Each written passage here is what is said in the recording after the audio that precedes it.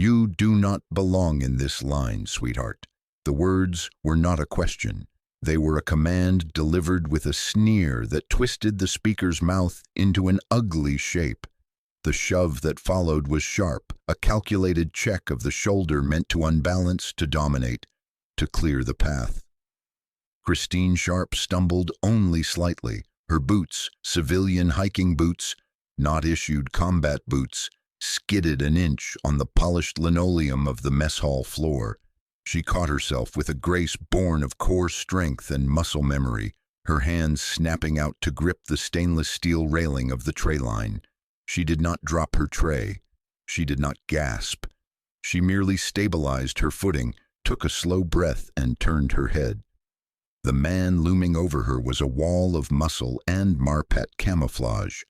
He was a sergeant, likely in his mid-20s, with a high and tight haircut that looked razor fresh and sleeves rolled with obsessive precision. His name tape read Vance. He was flanked by two other Marines, corporals by the look of their youth and deference, who were snickering into their hands. "This is a chow hall for Marines," Vance said, stepping into her personal space. His voice was pitched loud enough to carry over the din of clattering silverware and low conversation. He wanted an audience. He wanted a show. Not for dependents, not for lost civilians, and definitely not for someone who looks like she got lost on the way to the mall. Christine looked at him. She was wearing a royal blue moisture-wicking top, long-sleeved and fitted, the kind one wore for a long run on a chilly morning. Her long blonde hair was pulled back in a practical ponytail, but strands had escaped, framing a face that bore no makeup, only the flush of physical exertion and the calm, icy stare of someone who had seen things Sergeant Vance could not imagine. "Excuse me, Sergeant," Christine said. Her voice was low, devoid of fear. It was a flat, resonant tone that usually made people stop and listen. "I am in line for chow. The sign outside says, 'All hands welcome until 1300. It is 12:45. Vance laughed, a harsh barking sound. He looked at his friends. "Did you hear that? She thinks she can quote the placard to me." He turned back to her, his chest puffed out, effectively blocking her access to the stack of plastic trays. "Listen, lady, I don't know who your husband is. I don't know if he's a staff sergeant or a lieutenant. Honestly, I don't care. But this line is for the working party coming off the range. We have been eating dust for 6 hours. You look like you've been eating bonbons. You can wait until the Marines are fed. Step aside." He moved to shove her again, physically using his chest to herd her away from the serving line. Christine planted her feet. She did not move. It was like shoving a statue bolted to the deck. "I suggest you check your bearings, Sergeant," she said. The volume of her voice did not rise, but the temperature of it dropped 10 degrees. "You are making a scene, and you are violating the very discipline you claim to represent." Vance's face reddened. The quiet defiance insulted him more than a scream would have. A scream was weakness. Silence was a challenge. He leaned down, his face inches from hers. The smell of CLP gun oil and stale sweat rolled off him. "My bearing is fine," he spat. "My problem is civilians thinking they own the place because they married a uniform. Now move, or I will have the MPs escort you out for loitering and harassment." The mess hall had gone quiet in their immediate vicinity. Marines at nearby tables, mostly junior enlisted, heads shaved, eyes wide, paused with forks halfway to their mouths. It was the train wreck dynamic. Nobody wanted to watch, but nobody could look away. They saw a large, aggressive NCO bullying a woman in a blue shirt who looked barely older than 30, though her eyes looked ancient.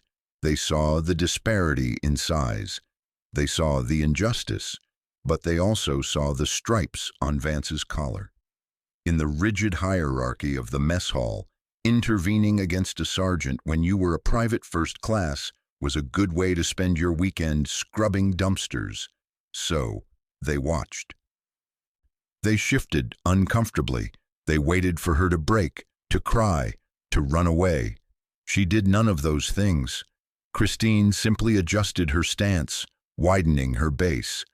She looked past Vance, scanning the room, not for help, but assessing the environment. Her eyes tracked the exits, the spacing of the tables, the line of sight to the galley. It was a reflex, an old habit that never truly died. "You are blocking the line, Sergeant," she said. Vance grabbed a tray from the stack aggressively, snapping it off the pile and shoved it toward her chest, stopping just short of hitting her. "Get lost. Go to the commissary if you're hungry. This is a place for warriors."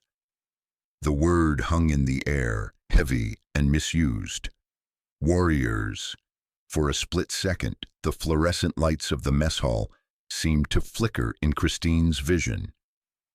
The smell of industrial cleaner and Salisbury steak vanished, replaced by the copper tang of blood and the acrid scent of burning diesel.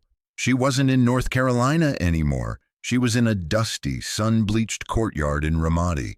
The heat was pressing down like a physical weight. She was looking at a young corporal, much younger than Vance, holding a pressure dressing against a femoral bleed, his hands slick and shaking. She remembered the sound of the incoming mortar, the whistle that cut through the prayer call. She remembered the calmness that had washed over her then, the absolute clarity of command when the world was falling apart. She remembered taking the radio, calling the 9-line medevac while returning fire with her M4, her voice steady enough to calm the men around her. The image flashed and vanished, lasting no longer than a heartbeat. It was a phantom limb of memory triggered by the arrogance of a man who used the word warrior like a club rather than a burden. Christine blinked, the mess hall rushing back into focus. She looked at the tray hovering inches from her chest, then up at Vance's sneering face. "I am going to get my lunch," she said, her voice dropping an octave, taking on a timbre that vibrated with absolute authority. "And you are going to step aside. If you touch me again, Sergeant, the consequences will be severe." Vance blinked. He hadn't expected that tone. It sounded too much like his battalion commander. But he looked at her. The blonde ponytail, the blue athletic shirt, the lack of visible rank, and his bias overrode his instincts. "Is that a threat?" Vance stepped closer, towering over her. "You threatening a non-commissioned officer of the United States Marine Corps? I am promising you, Sergeant, there is a difference."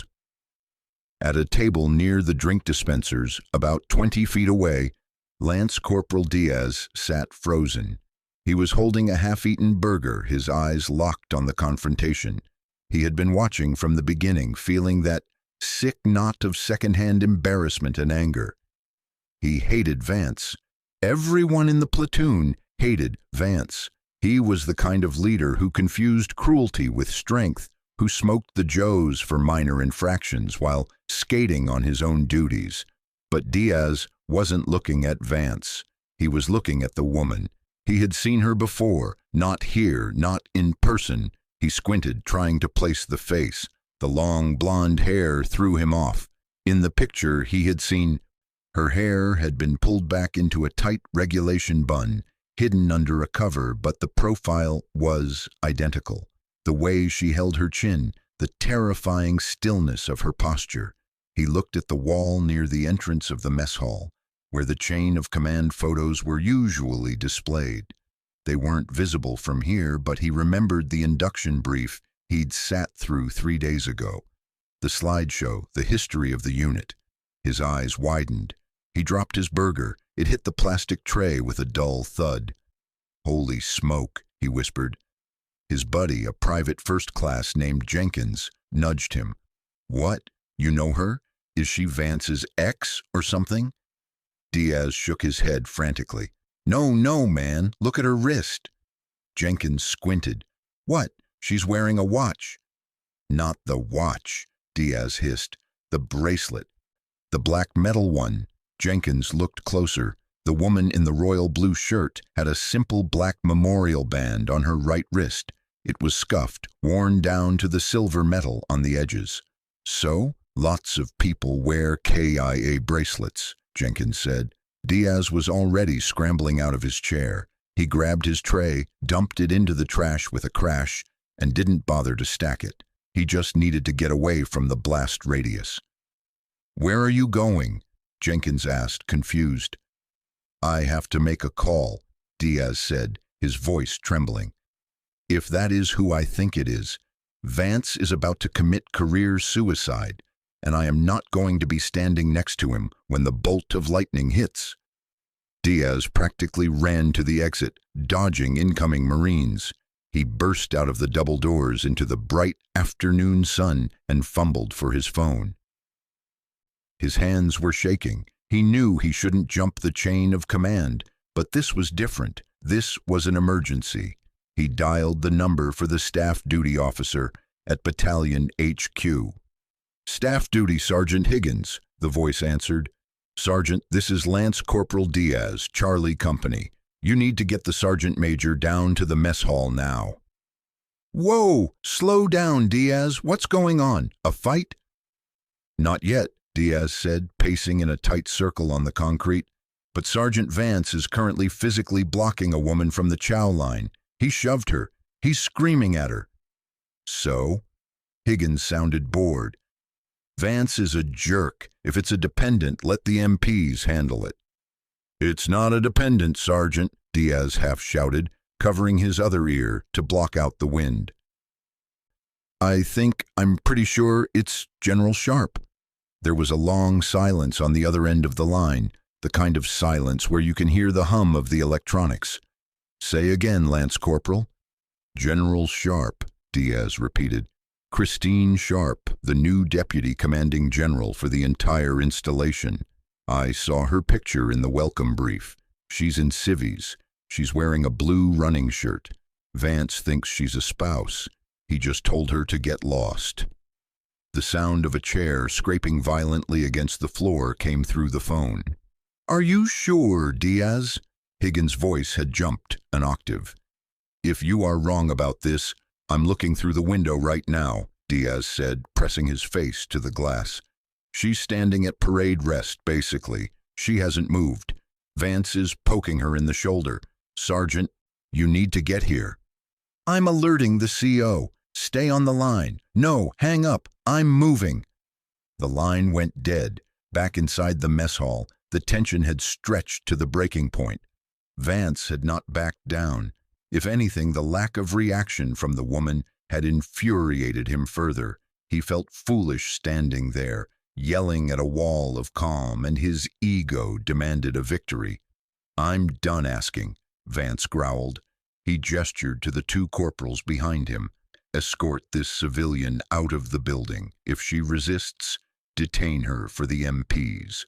The two corporals exchanged a nervous glance. They were younger, less invested in Vance's power trip, and something about the woman's eyes made their stomachs turn. "Sergeant, maybe we should just let her eat," one of them mumbled.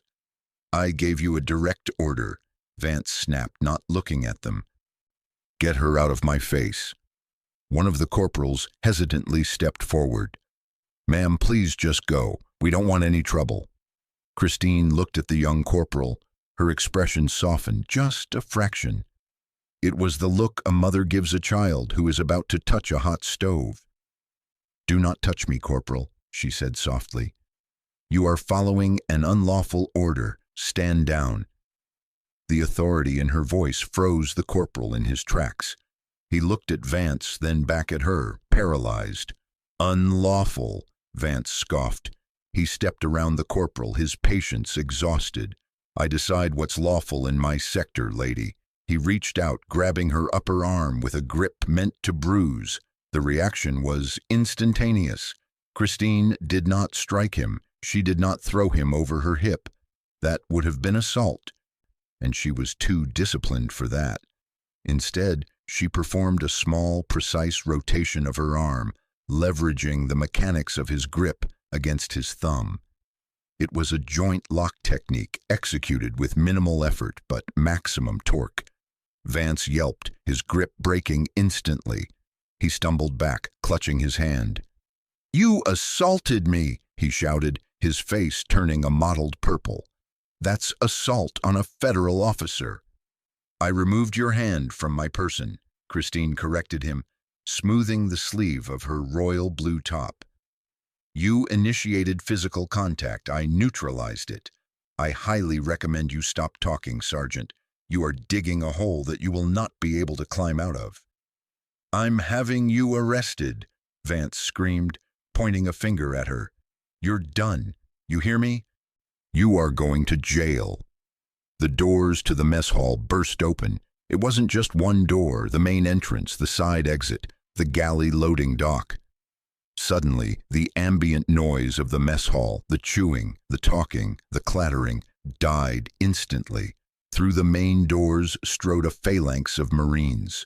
At the front was a lieutenant colonel, his face a mask of absolute panic and fury. Flanking him was a sergeant major, a man whose width seemed to equal his height, his face set in a grimace of impending violence. Behind them were 3 other officers and a master gunnery sergeant. They didn't walk.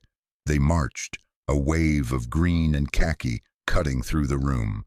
Vance turned, seeing the battalion commander. A smug grin broke across his face. He assumed they were here for him, that someone had called about the crazy civilian attacking a Marine. "Colonel!" Vance shouted, snapping to attention but keeping his voice aggrieved. "Sir, this civilian just assaulted me.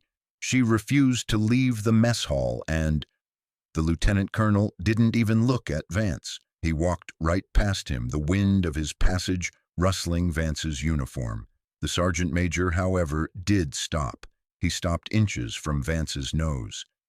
"Shut your mouth, Sergeant," the sergeant major hissed. The sound was like a tire blowing out. "If you say one more word, I will personally weld your mouth shut." Vance froze, his eyes bulging. "What?" The lieutenant colonel stopped 3 feet in front of Christine. He took a breath, squared his shoulders, and snapped a salute so sharp it vibrated. The sergeant major turned from Vance and saluted. The 3 officers behind them saluted. The master gunnery sergeant saluted. The entire room, seeing the battalion commander saluting a woman in a blue t-shirt and hiking boots, fell into a stunned, breathless silence. Chairs scraped as Marines realized something massive was happening. Instinctively, every Marine in the line of sight stood up and snapped to attention, even if they didn't know why. "Good afternoon, General," the lieutenant colonel said, his voice ringing clearly in the dead silence. "My humblest apologies for the delay. We were not aware you were conducting an inspection of the facilities today." Christine Sharp stood there, surrounded by the high brass of the battalion. She looked at the lieutenant colonel, then slowly returned the salute. Her motion was casual but perfect, the muscle memory of 20 years. She lowered her hand. "I wasn't conducting an inspection, Colonel," she said. Her voice was conversational, yet it carried to the back of the room. "I was attempting to get lunch. I just finished a 10-mile ruck on the perimeter trail and wanted a salad. However, it seems my presence was objectionable to some of your NCOs." She turned her head slowly, her blue eyes locking onto Sergeant Vance. Vance was pale, not just white. He looked like the blood had been drained from his body with a pump. His mouth opened and closed like a fish on a dock. His hands were trembling at his sides. "General," he whispered. The word barely had enough air to exist.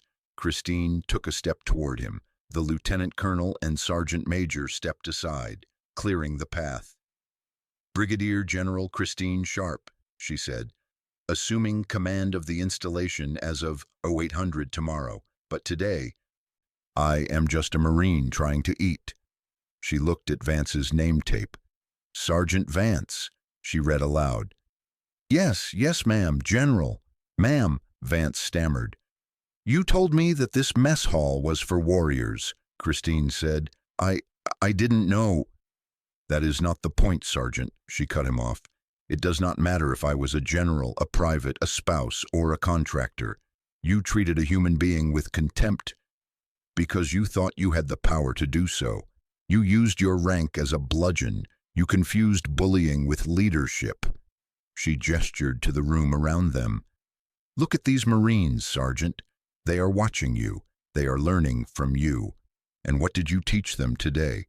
Did you teach them honor? Did you teach them courage? Or did you teach them that the strong should prey on the weak?" Vance looked down at his boots. The shame was radiating off him in waves. "Look at me," Christine ordered. Vance snapped his head up, tears of humiliation welling in his eyes. "There was a time," she said, her voice softening slightly, becoming less of a hammer and more of a knife. "In a place called Sangin. I was a captain then. We were clearing routes. It was hot, dusty, and miserable. We had a corporal who acted just like you. He thought he was God's gift to the Corps. He treated the locals like dirt. He treated his juniors like servants." She paused, letting the story settle over the room. "When we took fire, when the ambush hit, that corporal froze. He was so used to being the bully that when he met someone bigger and meaner than him, he crumbled. It was his juniors, the ones he tormented, who pulled him out of the kill zone. They saved his life. Not because he deserved it, but because they were Marines." She stepped closer, her voice barely a whisper now, intended only for him. "You are wearing the same uniform they wore.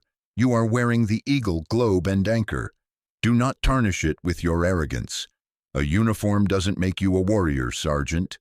Character does. And right now, your character is out of uniform." She held his gaze for a long, agonizing moment. Then she stepped back.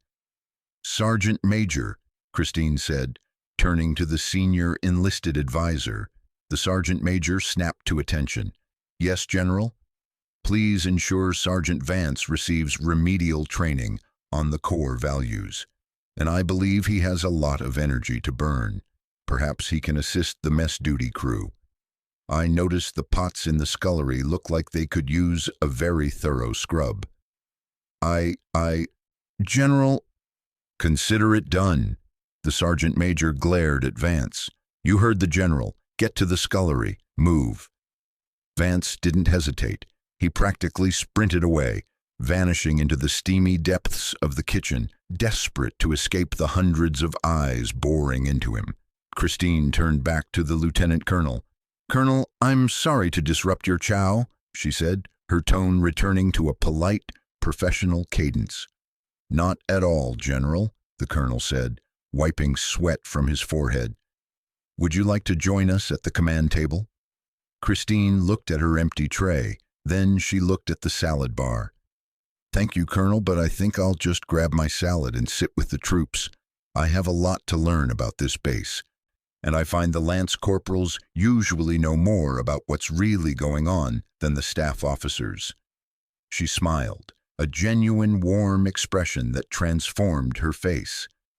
"Besides," she added, glancing toward the table where Lance Corporal Diaz was sitting, staring at her in awe, "I think someone over there recognized me and had the courage to make a call. That's the kind of initiative I like to see." She walked over to the salad bar. The line of Marines parted like the Red Sea.